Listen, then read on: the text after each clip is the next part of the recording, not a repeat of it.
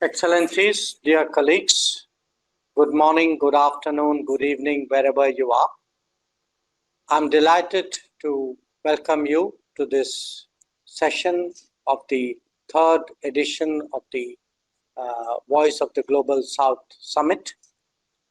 It is one dedicated to Global South and global governance. I offer some thoughts before inviting you all to set forth your views. The overall context in which our discussion takes place is one of global challenges and risks, where the search for solutions is impeded by outdated thinking and vested interests. We can all see the problems, just as we can broadly figure out the answers. The real issue is that we don't seem to be able to get there for a variety of reasons. Let me touch on four important subjects in that regard. One, global institutions and governance architecture. Colleagues, there is a crying need to reform multilateralism if we are to revive its credibility. No nation really differs with this assessment, but an inability to take that forward in respect of the United Nations is costing us more with each passing day. Two, access to finance and technology. Now, these remain the keys to unlock the development potential of the Global South. We must encourage a more proactive and willing culture in that regard.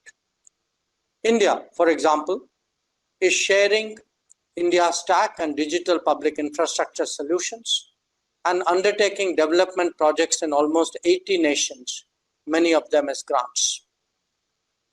You will recall our contribution of vaccines to almost 100 countries during the COVID-19 pandemic. Three, need for collective initiatives. Now, if the world will not respond, then the Global South must devise its own initiatives. In recent years, we have seen the International Solar Alliance, Coalition for Disaster Resilient Infrastructure, Global Biofuel Alliance, Mission Life, or the International Big Cat Alliance. Amongst us in the Global South, there must be a greater willingness to act on issues of common interest. And four, making interdependence a strength. We all experienced how our exposures and vulnerabilities are leveraged. At the same time, there has also been an increasing use of sanctions, especially financial. This will continue till we develop other options. For us in the Global South, the lesson is to intensify our own interactions. This means more trade, investments, collaboration, training, etc. Trade settlements in our own currencies and fintech solutions are also desirable. So, colleagues, these are some preliminary thoughts that I share with you, and I look forward to hearing from all of you. I would request the moderator now to carry on with the proceedings.